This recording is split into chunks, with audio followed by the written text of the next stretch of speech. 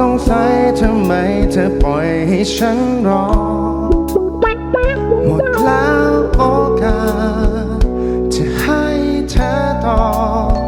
ผิดมากี่ครั้งก็ให้อภัยเธอเสมอเพราะอะไรเพราะว่าเชื่อในคำว่าเราแล้วเป็นไงความรักที่ยอมให้เขาคงไม่การรอคอยฉันไม่ได้มีชีวิตอยู่เพื่อรอใครฉันไม่ได้มีชีวิตอยู่เพื่อยอมฉันไม่ได้มี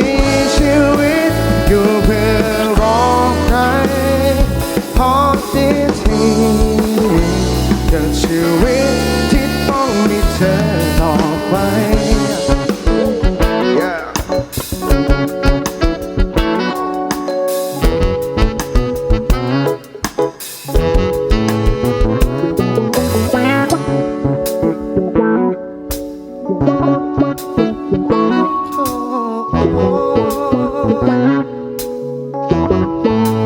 เว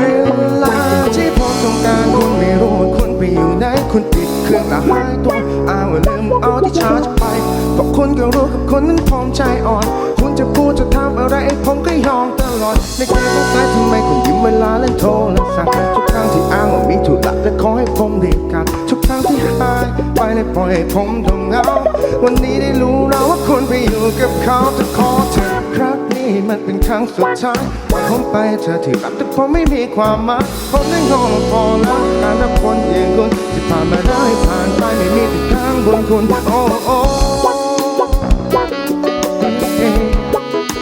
เพราะว่าเชื่อ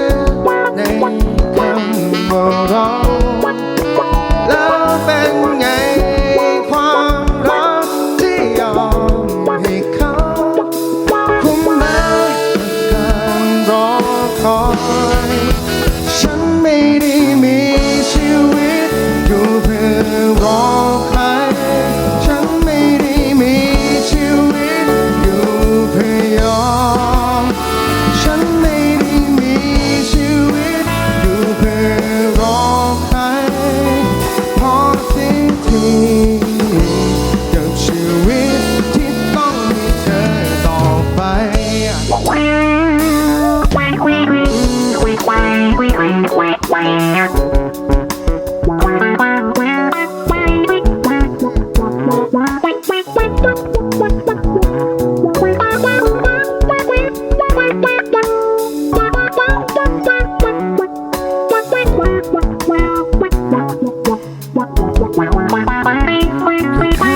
ที่ผ่าน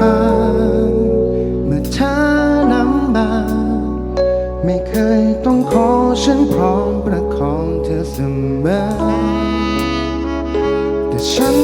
ต้องรอเมื่อต้องการเธอต้องคอยเรียกหาไม่รู้เลยเธอไปอยู่ไหน